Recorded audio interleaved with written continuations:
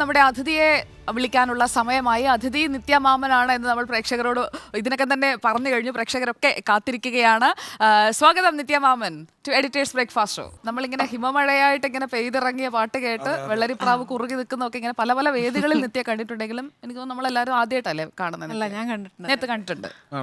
രണ്ടുപേർക്കും award function ദുബായിൽ, master vision award ദുബായിൽ. നിത്യ പക്ഷേ ഖത്തറിലായിരുന്നു അല്ലേ? ഞാൻ ജനിച്ചു വളർന്ന ഖത്തറിലാണ്. പക്ഷേ 12th വരെ പഠിച്ചു. 12th വരെ അവിടെയാണ് പഠിച്ചത്. കോളേജ് ബാംഗ്ലൂരിലാണ് പഠിച്ചത്. പിന്നെ ബാംഗ്ലൂരിലാണ്. ഞാൻ പഠിച്ചത് ആർക്കിടെക്ചറാണ്. ആർക്കിടെക്ചറും സംഗീതവും അല്ലേ? അതെ, അതുകൊള്ളല്ലോ. പിന്നെ നിത്യ ജനിച്ചു വളർന്ന നാട്ടിൽ നമ്മൾ കുറച്ച് നാൾ മുമ്പ് പോയിരുന്നല്ലേ? ഖത്തറിൽ ഒരു ദിവസത്തിന് പോയി വന്നു. ഒറ്റ ദിവസം കൊണ്ടോ? ഒറ്റ ദിവസം കൊണ്ട്. അതെ, ഞങ്ങളെല്ലാം വളരെ പെട്ടെന്നാണ് അല്ലേ സാർ?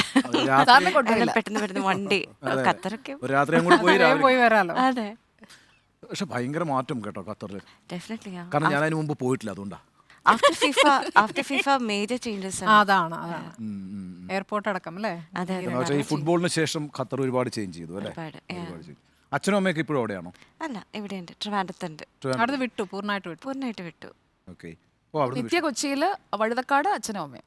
അതെ, ഇടയ്ക്കിടയ്ക്ക് കൊച്ചി വരും, ഞാനും ഇടയ്ക്ക് ട്രിവാൻഡ്രത്ത് പോവും. അങ്ങനെ ഷട്ടിലിംഗ് ആണ്. ട്രിവാൻഡ്രം നാട് അല്ലേ? ട്രിവാൻഡ്രം നാട്. അമ്മയുടെ പപ്പയുടെ വീട് ട്രിവാൻഡ്രം, അമ്മ പത്തനംതിട്ട, ഓമലൂർ. വഴുതക്കാടാണല്ലേ? അതെ അതെ. വഴുതക്കാട് ഏത് അവിടെ എവിടെയായിട്ടാ? ഗണപതി കോവിലിന്റെ ബാക്കിലായിട്ട്. നമുക്ക് എല്ലാവർക്കും ഇഷ്ടമുള്ള ഒരു സ്ഥലമാണ് വഴുതക്കാട്. ഹാപ്പനിങ് പ്ലേസ് ആണ് ഇപ്പൊ. നിത്യയുടെ പാട്ടുകൾ ഇങ്ങനെ നിത്യയെക്കുറിച്ച് ഇങ്ങനെ പറഞ്ഞുകൊണ്ടിരുന്നപ്പോഴത്തേക്കും ഉണ്ണിസാറിന് ഇഷ്ടമുള്ളൊരു പാട്ടുണ്ട്. അത് നിത്യയുടെ ശബ്ദത്തിൽ കേട്ട് നമുക്ക് തുടങ്ങാൻ തോന്നുന്നു. ഉണ്ണിസാറിന്റെ പേരുള്ള പാട്ട് തന്നെ. സ്റ്റേജിലൊക്കെ നിത്യ പാടി ഇങ്ങനെ ആളുകളെ. ഉണ്ണിസാറിന്റെ പേര് ഉണ്ണിസാറിന്റെ പേരുള്ള പാട്ടെന്ന് പറയുമ്പോൾ ഉണ്ണി എന്ന് തുടങ്ങുന്ന പാട്ടില്ല? അങ്ങനെയാണല്ലേ? അതിൽ തുടങ്ങിയാലോ? രാവിലത്തെ ഒരു മൂഡ് സെറ്റ് ചെയ്താലോ? ഒരു നിത്യയുടെ പാട്ടിൽ തന്നെ തുടങ്ങണമെന്നുണ്ടോ? അങ്ങനെയൊന്നുമില്ല. ഉണ്ണിസാറിന്റെ ഏത് പാട്ടാണ്? ഉണ്ണിന്ന് വരുന്ന പാട്ട് നമുക്ക് അറിയാലോ. ഉണ്ണി വാവാവോ? രാവിലെ തന്നെ ഉണ്ണി വാവാ. ബ്രേക്ക്ഫാസ്റ്റ് ഷോയില് നമ്മള് ഉണ്ണി വാവാ. ഹിമമഴയെ തന്നെ ആളുകൾ വളരെ സ്നേഹത്തോടെ ഫസ്റ്റ് പാട്ട് അത് തന്നെ ഹ്യൂജ് ഹിറ്റ് അല്ലേ? അതൊരു വൻ സംഭവമാണ്. യൂട്യൂബിലെ ലേറ്റസ്റ്റ് ഇപ്പൊ മില്ലേനിയത്തിന്റെ അല്ലേ, അവരുടെ പേജിൽ തന്നെ വൻ വ്യൂവർഷിപ്പാണ്. കൈലാസ് മേനൻ സാറിന്റെ അമ്മയാണ് എന്നെ ആദ്യമായിട്ട് കാണുന്നത്. അതെവിടെ പാടുമ്പോഴാണ്? അത് ഒരു ഷോയില്, ബാംഗ്ലൂരല്ല, ഇവിടെ വയനാട്ടിലെ ഒരു ഷോന് പാടുമ്പോൾ ഒരു കോർപ്പറേറ്റ് ഇവന്റ് ആയിരുന്നു. അതൊരു വെഡ്ഡിങ് പ്രോഗ്രാമിന് ആ ഒരു വീഡിയോ ഇങ്ങനെ ക്വൈറ്റ് ഇങ്ങനെ വാട്സാപ്പിലൊക്കെ ഷെയർ ചെയ്ത് പോയിട്ടുണ്ടായിരുന്നു. അപ്പം ആ ഒരു വീഡിയോ അമ്മയാണ് പറഞ്ഞത് ഈ കുട്ടിയെ പാടിപ്പിക്കാന്ന്. ഒന്നൊന്ന് ട്രൈ ചെയ്ത് നോക്കാം. നിത്യ ഒരു പാട്ട് പാടിയാലേ ഉഷാറാവുള്ളൂ. ഇങ്ങനെയൊന്നുമല്ല, നിത്യ വളരെ ആര്യായിട്ട് സംസാരിക്കുന്ന ആളാണ്. മാമപ്പായി വരെ ഒരു പാട്ടൊക്കെ വേണം. അതിൽ തുടങ്ങാം. നിത്യക്ക് വേണമെങ്കിൽ ഒന്ന് നേരെ ഇരിക്കാം. അതെ, ഇപ്പൊ കംഫർട്ടബിൾ അല്ലേ? ക്യാമറ ഫേവർ ചെയ്യണ്ട, ക്യാമറ നമ്മളെ ഫേവർ ചെയ്തു. ആണോ? ഓക്കെ. അപ്പം നീ ഹിമമഴയായി വരൂ, ഹൃദയം അണിവിരലാൽ തൊടൂ. ഹിമമഴയായി ശ്രേയ ഘോഷാലിന്റെ ശബ്ദമായിട്ട് കുറച്ചൊരു ശ്രേയ ഘോഷാലിനാണെന്ന് തോന്നുന്നു ഈ പാട്ട് പാടാൻ ആദ്യം ഉദ്ദേശിച്ചിരുന്നു അല്ലേ? ട്രാക്ക് പാടുമായിരുന്നു അല്ലല്ലോ? ട്രാക്ക് പാടി കഴിഞ്ഞപ്പോഴത്തേക്കും ഇത് മതി, ഈ ശബ്ദം മതി എന്ന് കൈലാഷ് മേനോൻ തീരുമാനിക്കുന്നു. കൈലാസ് മേനൻ സാറും ഓഫ് കോഴ്സ് പ്രൊഡക്ഷൻ ടീമും, സാൻഡ്ര തോമസ്, ചേച്ചിയുടെ ഫാദറും അവരെല്ലാവരും ഒരു ടീമായിരുന്നു. ഈ ഒരു എടക്കാട് ബറ്റാലിയൻ്റെ പ്രൊഡ്യൂസേഴ്സ് ആയിരുന്നു. അപ്പോൾ അവരെല്ലാവരും കൂടി തീരുമാനിച്ചാണ്. പടത്തെക്കാളും ഹിറ്റ് ഈ പാട്ടാണ്, ടു ബി ഫ്രാങ്ക്. ടീമിനാണ് കൈലാസ് മേനൻ സർ, ഹരിനാരായണൻ ചേട്ടൻ്റെ വരികൾ പാടിയ ഹരിശങ്കർ, ഫുൾ ടീമിനാണ് ഫുൾ ക്രെഡിറ്റ്. ഹരിശങ്കറിന്റെയും നിത്യയുടെ ശബ്ദം നല്ല മാച്ച് ചെയ്യുന്ന ശബ്ദമാണ്. ആ സീനിനനുസരിച്ച് അവരുടെ ക്ലോസപ്പ് ഷോട്ട്സ് വരുമ്പോഴത്തേക്കും നിങ്ങളുടെ രണ്ടുപേരുടെ ശബ്ദം കൂടി വരുമ്പോഴേക്കും ആ ഒരു സീനിന്റെ ഒരു മനോഹാരിത കൂടുന്നത് പോലെയാണ് എനിക്ക് ആ പാട്ട് കാണുമ്പോൾ പലപ്പോഴും തോന്നിയിട്ടുള്ളത്. അങ്ങനെ തോന്നിയിട്ടുണ്ട്? രണ്ട് യോജിക്കുന്ന പാട്ടുകൾ ചേർന്ന് പാടുമ്പോൾ ഉള്ളൊരു അങ്ങനെ ഗോഡ്സ് ഗ്രേസ് ഞാനും ഹരിശങ്കർ പാടിയ മിക്ക ഹരിക്ക് ഒത്തിരി duet ഉം- fans ഉണ്ട്. അതെ ഓഫ് കോഴ്സ്.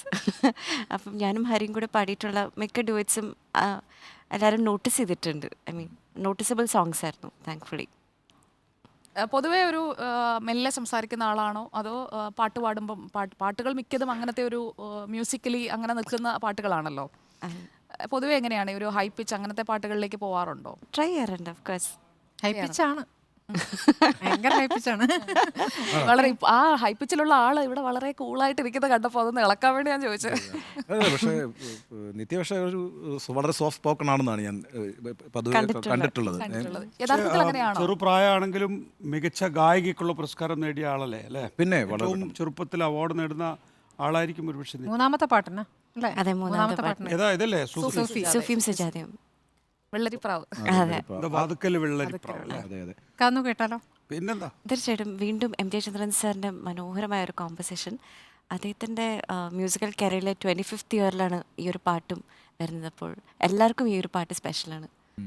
അപ്പോൾ വാതുക്കൽ വാതുക്കൽ വെള്ളരിപ്രാവ് വാക്ക് കൊണ്ട് മുട്ടണ് കേട്ട് തുള്ളിയാമെന്നുള്ളില് വന്ന് നീയാം കടൽ.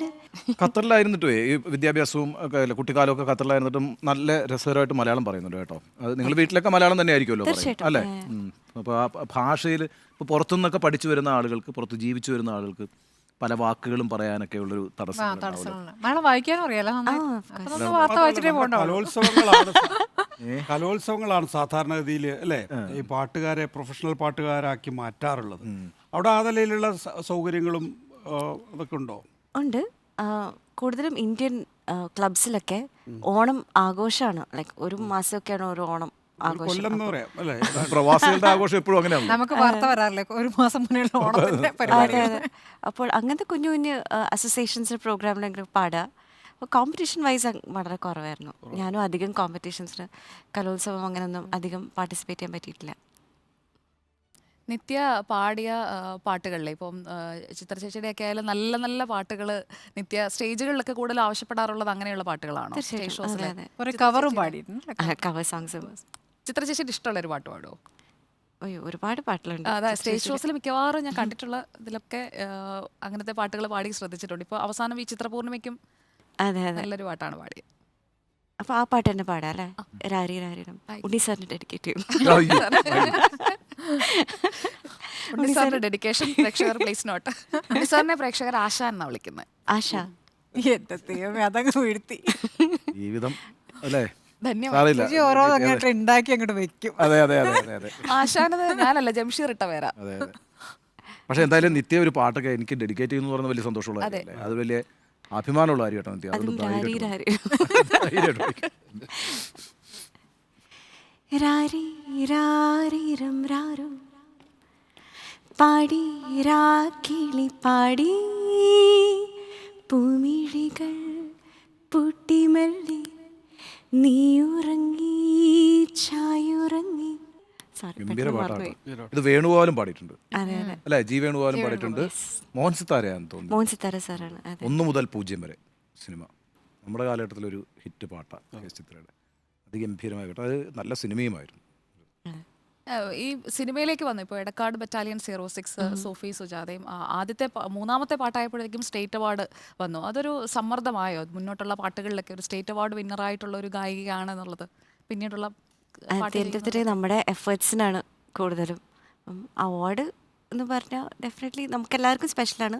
അതിൻ്റെ എല്ലാവരുടെയും ടീമിൻ്റെ എഫേർട്ടാണ്. അപ്പോൾ നമുക്ക് മുന്നോട്ട് പോകാൻ നമ്മൾ കൂടുതലും എഫേർട്ട് എടുത്ത് നമ്മൾ പാടിയാലേ അതിൻ്റെതായ നമുക്ക് റിസൾട്ട് കാണാനും പറ്റുള്ളൂ. ട്രാവലൊക്കെ ചെയ്യാറുണ്ടോ? തീർച്ചയായിട്ടും ട്രാവലിംഗ് ഒരുപാട് ഇഷ്ടമാണ്.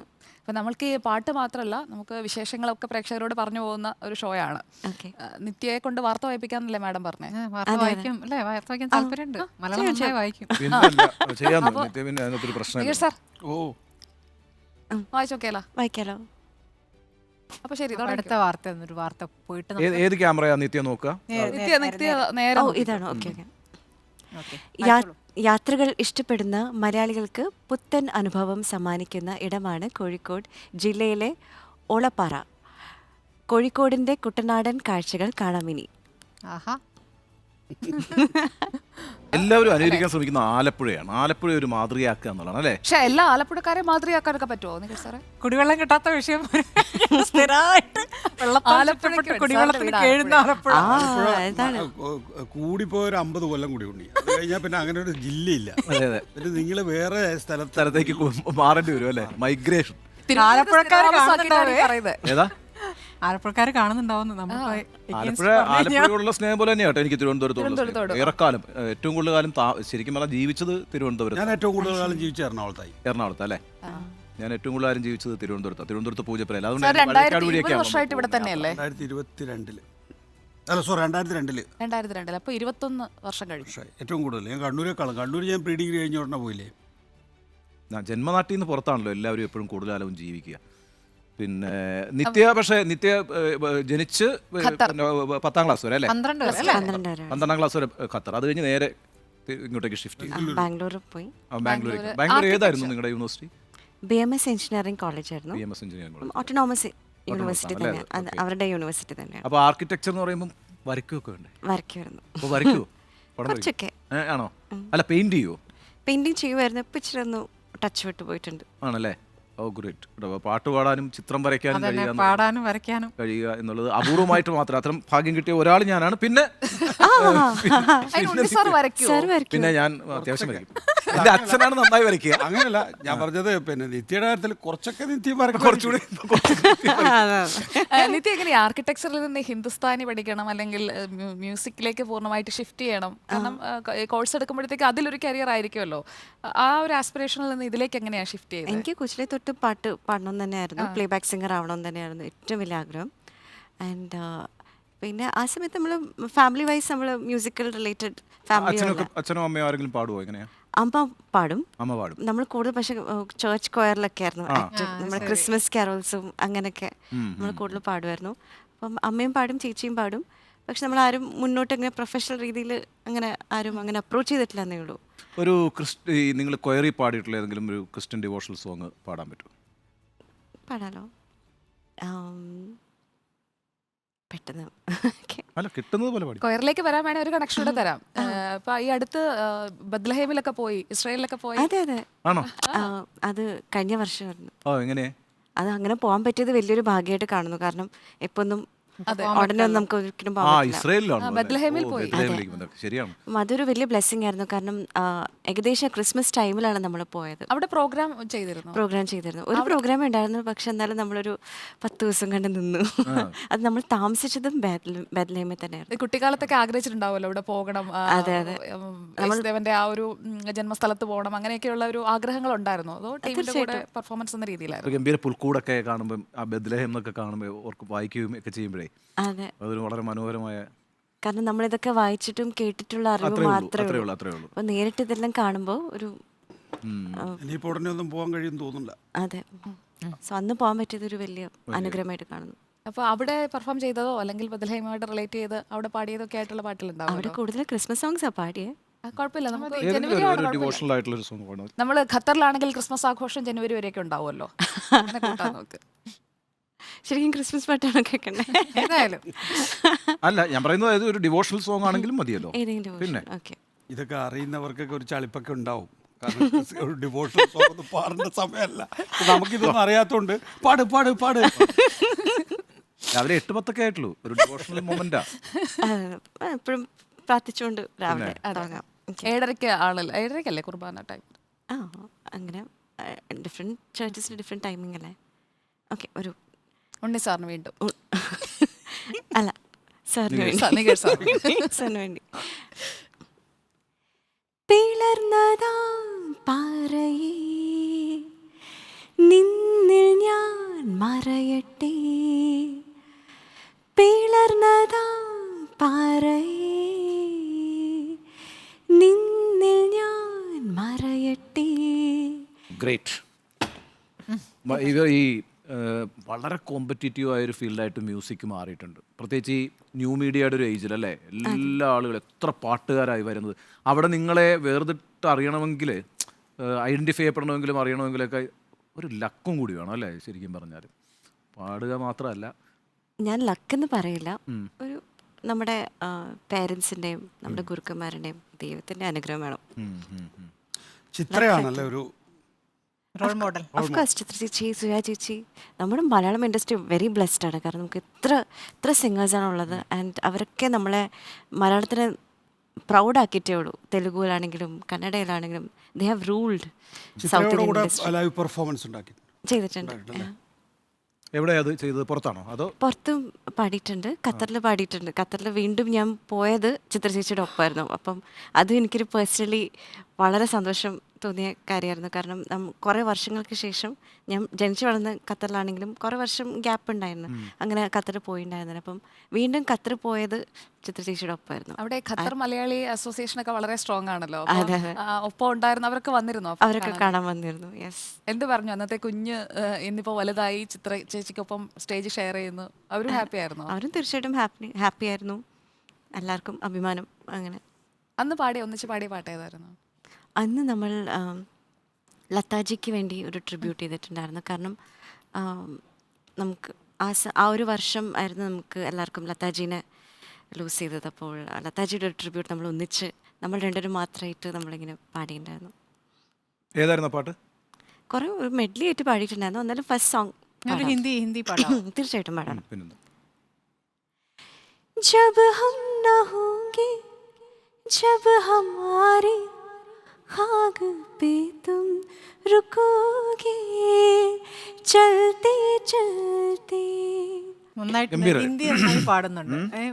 അരിജിത്തിന്റെ കൂടെ പാടണം എന്നുള്ള വലിയ ആഗ്രഹം. അതാണ് അല്ലേ? ഏറ്റവും വലിയ അതുകൊണ്ടാണ് ജീവിതാഭിലാഷം. അങ്ങനെ അരിജിത് സിംഗ്. സിംഗുമായിട്ട് പാടാം. അതാണ് അതിന്റെ എൻ്റെ പാട്ടുകളൊക്കെ എല്ലാം ഹിറ്റാണ്. എല്ലാം സൂപ്പർ പാടാം. മലയാളത്തിൽ ഈ മെയിൽ പ്രത്യേക ശബ്ദമാണ്. മെയിൽ സിംഗേഴ്സിൽ ഇപ്പോൾ യേശുദാസിന്റെ പേര് പറയരുത്, അല്ലാതെ ഇഷ്ടപ്പെട്ട ഗായകരാരാ മെയിൽ സിംഗേഴ്സ്? ഇപ്പൊ സാധാരണ പെൺകുട്ടികൾ വന്നാലേ ചിത്ര, സുജാത എന്നൊക്കെ ഇങ്ങനെ പറഞ്ഞു കളയും. മെയിൽ സിംഗേഴ്സ് ആരാണെന്നുള്ളത് അറിയണമല്ലോ. ആരാണ്? Of course KS. ഹരിശങ്കർ, ഇപ്പോൾ കപിലൻ, ഒരുപാട് സിംഗേഴ്സ് ആണ് നമുക്ക്. നമുക്ക് സീനിയർ മോസ്റ്റ് ചോദിക്കുകയാണെങ്കിൽ Unni Menon sir, M G Sreekumar sir. ദാസേട്ടൻ്റെ പേര് പറയേണ്ടത് മാത്രമേ പറയണ്ട. എല്ലാവരെയും സ്വാധീനിച്ചിട്ടുള്ള ശബ്ദവും പാട്ടും തീർച്ചയായിട്ടും. അല്ലേ? മലയാളത്തിൽ കൂടാതെ വേറെ ഭാഷകൾ പാടിയിട്ടുണ്ടോ? നമ്മൾ വാതുക്കൾ തന്നെ തമിഴും തെലുഗു ഇറങ്ങാനുണ്ട്. ആൻഡ് വേറെ ഭാഷയിൽ വേറെ അങ്ങനെ അധികം പാടിയിട്ടില്ല. ഹിന്ദി ആഗ്രഹിക്കുന്നുണ്ട്. ഹിന്ദി ഡെഫിനറ്റ്ലി ആഗ്രഹിക്കുന്നുണ്ട്. അമ്മ അന്നമ്മ മാമൻ, അന്നമ്മ അമ്മയ്ക്ക് ഏറ്റവും ഇഷ്ടമുള്ള അല്ലെങ്കിൽ മോളതൊന്ന് പാടിക്കേ എന്ന് പറയുന്ന ഒരു പാട്ടുണ്ടോ? അമ്മയും പാട്ട് പാടുന്ന ആളാണല്ലോ. അതെ അതെ. അമ്മയ്ക്ക് സ്വർണ്ണമുഖിലെ ജോൺസൺ മാസ്റ്റർ ഡെഡിക്കേഷൻ ആവട്ടെ. ഡെഫിനറ്റ്ലി. സ്വർണ്ണമുഖിലെ സ്വർണ്ണമുഖിലെ സ്വപ്നം കാണാറുണ്ടോ നീയും, സ്വപ്നം കാണാറുണ്ടോ. ജോൺസൺ മാഷല്ലേ? ജോൺസൺ മാസ്റ്ററിന്റെ പാട്ട്.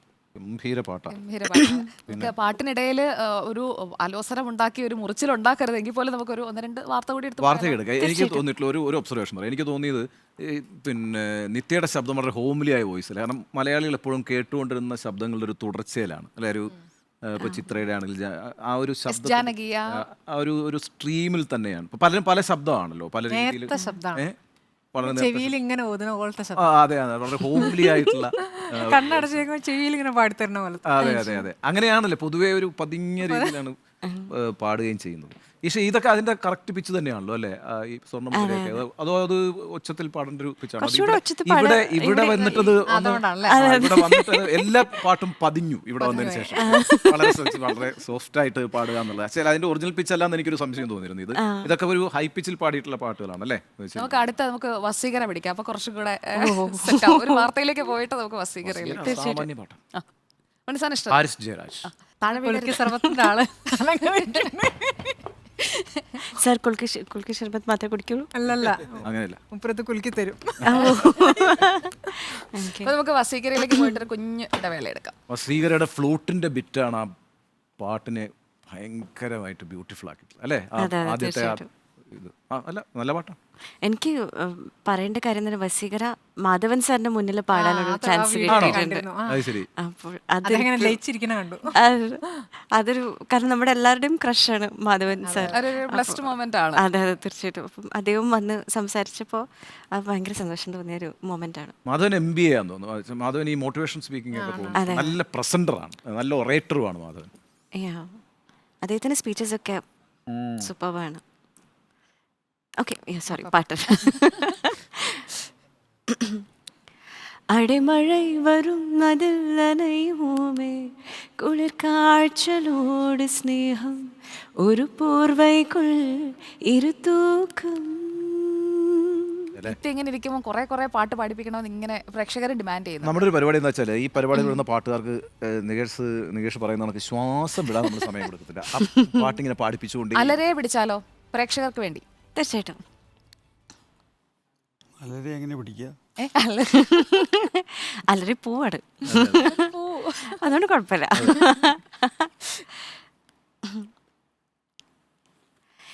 രാവേറെയായി ഇതളോരമായി ഇതാ ചേരുന്നു ഞാനോ തനിയേ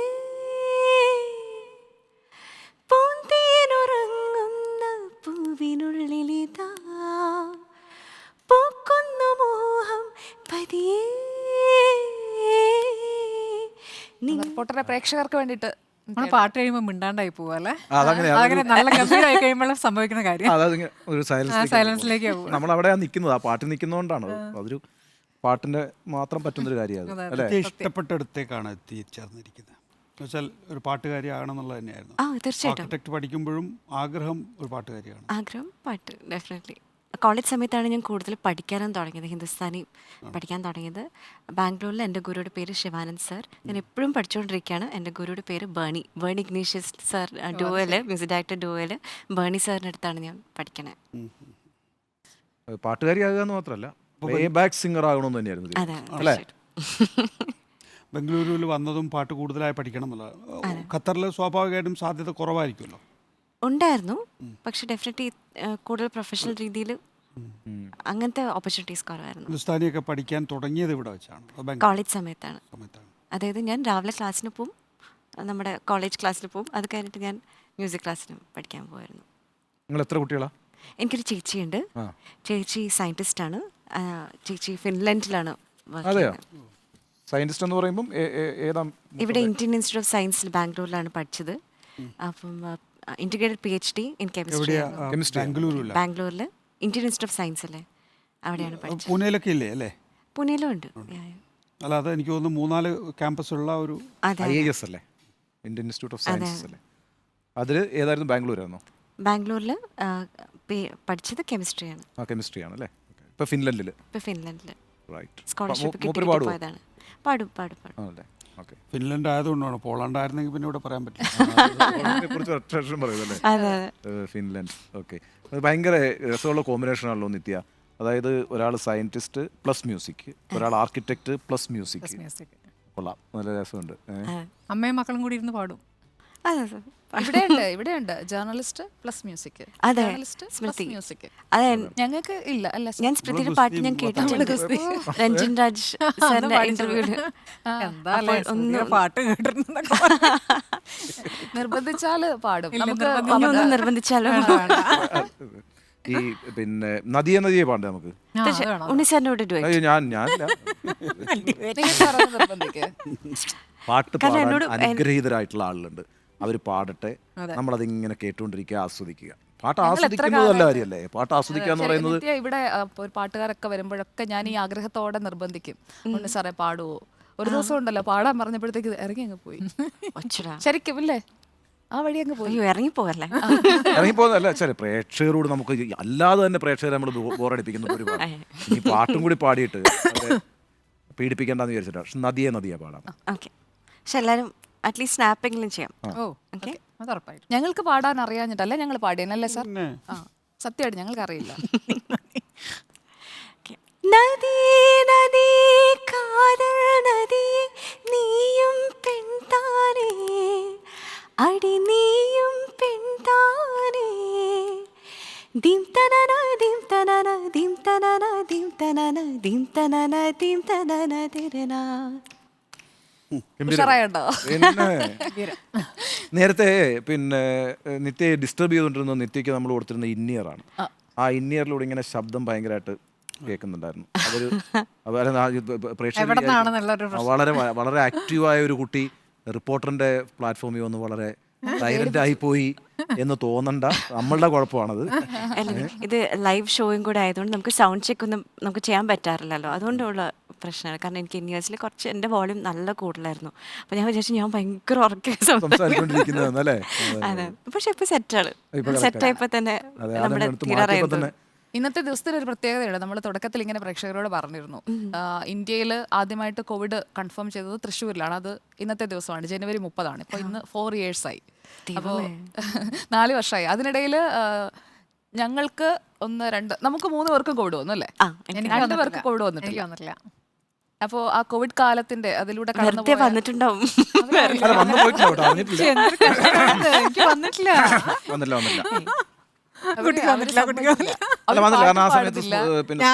ഞാൻ ലീവ് എടുത്തിട്ടില്ല. എന്നിട്ട് അപ്പൊ കോവിഡ് എല്ലാവർക്കും കൈമാറി കാർഡ് ലീവ് എടുക്കാതെ. ഇല്ലപ്പാ. അപ്പൊ നമ്മൾ തൽക്കാലത്തേക്ക് വിശ്വസിക്കാം. അതാ PCR നൗഫൽ പറഞ്ഞൊരു കാര്യമുണ്ട്. സമൂഹവുമായി ഒരു ബന്ധവും ഇല്ലാത്തവർക്കാണെന്ന് കോവിഡ് വരാത്തത്. നമ്മൾക്കൊന്നും സമൂഹമായിട്ട് യാതൊരു ബന്ധമില്ല. സാറിന് വന്നിട്ടില്ലേ? എനിക്ക് വന്നിട്ടുണ്ട്, കിടന്നു പോയിട്ടുണ്ട്.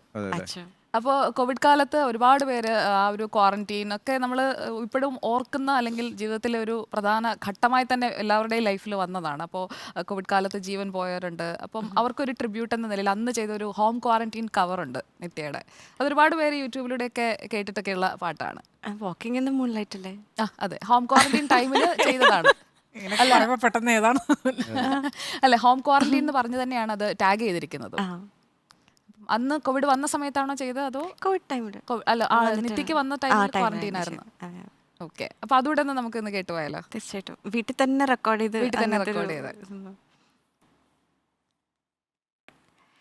ദൂരത്തു കണ്ടാൽ അറിയാത്ത ഭാവം, അരികത്തു വന്നാൽ ആതിരാ പാൽക്കുടം, മുള്ളുള്ള വാക്ക് മുനയുള്ള നോക്ക്, കാണാത്തതെല്ലാം കാണുവാൻ കൗതുകം. ആ ഒരു നല്ല പാട്ട്. ഹരിഹരനല്ലേ അതെ, ഹരിജി പാടി പാട്ട്. ഹരിഹരൻ ഇപ്പൊ പാട്ട് തുടങ്ങിയിട്ട് 50 വർഷമായി. കഴിഞ്ഞ ദിവസമാണ് 50 വർഷം പൂർത്തിയാക്കുന്നത്, 50 years. അതിന്റെ ഒരു ഇന്റർവ്യൂ ഒക്കെ ഞങ്ങള് നമുക്ക് അതിഥിയായിട്ടുണ്ടായിരുന്നു നമ്മുടെ ബ്രേക്ക്ഫാസ്റ്റിൽ തന്നെ. നമുക്ക് ഇനിയിപ്പോ നിത്യയെ നമുക്ക് ഇനിയും കാണേണ്ടി വരും. നിത്യയുടെ അടുത്ത ആഗ്രഹം ഉടനെ തന്നെ സാധിക്കുമെന്ന് വിഷ് ചെയ്താണല്ലോ നമ്മൾ വിടാൻ പോകുന്നത്. എന്താണ് അടുത്ത ആഗ്രഹം? അർജിത് സിംഗ്. അർജിത് സിംഗിന്റെ കൂടെ പാടുന്നത്. അജിത് സിംഗിന്റെ ഒരു പാട്ട് പാടാവോ? അജിത് സിംഗ് പാടിയിട്ടുള്ളത് ഒരുപാട് പാട്ടിലുണ്ട്. ഒരുപാട് പാട്ടുകളുണ്ട്. പെട്ടെന്ന് ഓക്കെ.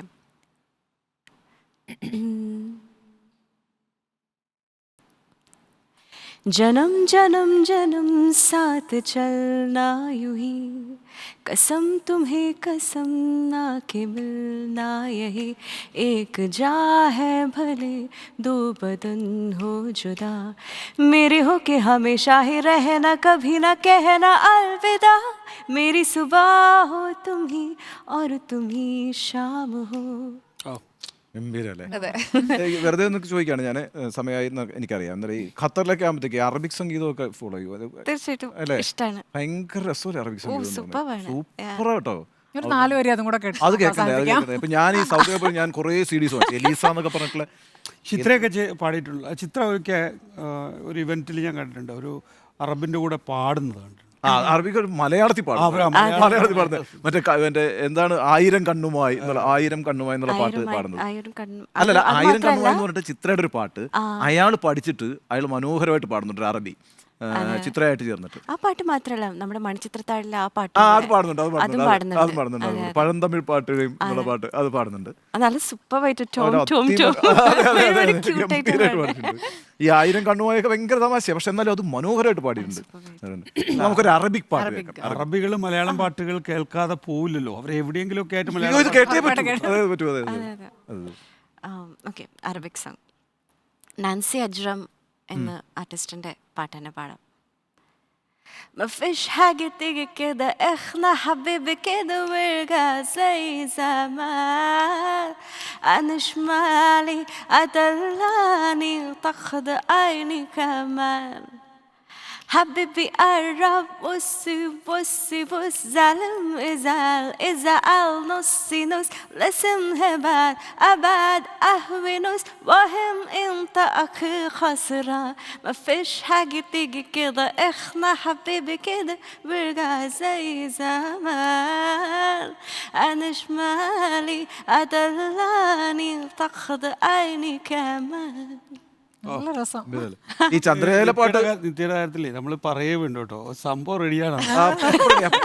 വെരി അറബിയെങ്കിൽ അറബി, അതെ, ഹിന്ദി, തമിഴ് എല്ലാം. എനിക്ക് സൗണ്ട് ഒന്ന് നിത്യ സെറ്റ് ഒരു വരവ് കൂടി- അതെ, അതെ, അതെ. അല്ല, നമ്മളുണ്ടാക്കിയൊരു- ഇനി അടുത്ത തവണ നമുക്ക് ശബ്ദത്തിന്റെ മിസ്റ്റേക്ക് പറ്റാനേ പാടില്ല. ഒരു വരവ് കൂടി വരേണ്ടി വരും. അതെ, അതെ. തീർച്ചയായിട്ടും വരാം. ഈ ചന്ദ്രലേഖയിലെ പാട്ട് ഒരു പാട്ടിന്റെ കോപ്പിയാന്ന് പറഞ്ഞിട്ടൊരു പ്രശ്നമുണ്ടല്ലോ. ഹബീബി ഹബീബി ഹബീബി. ബിലാലിന്റെ എന്നുള്ള ചന്ദ്രിക പോലെ. ചന്ദ്രിക പോലെ നിൽക്കുന്നത്. പക്ഷേ ഇവരുടെ ഒരു ഭയങ്കര രസകരമായിട്ട് അവരുടെ മോഡുലേഷൻ ഒക്കെ അല്ലേ അല്ലേ. ഭാഷ മനസ്സിലാവുമല്ലോ അല്ലേ? അറിയോ? സംസാരിക്കോ? ഇല്ല അറബി സംസാരിക്കില്ല അല്ലേ? ഇല്ല ഇല്ല. സാറിന് പക്ഷെ കുഴപ്പമില്ല, അറബി പഠിച്ചു അറിയാലേ? ഓ സൂപ്പർ. കൂടുതൽ സമയം മൂപ്പർ അറബിയാണ് സംസാരിക്കുക. നമ്മളുടെയൊക്കെ പരിപാടിയിൽ മലയാളം സംസാരിക്കുന്നേ ഉള്ളൂ. അപ്പോൾ വളരെ സന്തോഷമല്ലേ നിത്യ രാവിലെ കണ്ടത്. ഇന്നത്തെ പ്രഭാതം ശരിക്കും വളരെ പോസിറ്റീവായിട്ട് മ്യൂസിക്കലി റിച്ച് ആയിരുന്നു പ്രേക്ഷകർക്കും പ്രേക്ഷകർക്കും. അപ്പോൾ thank you so much. Thank you so much. Thank you.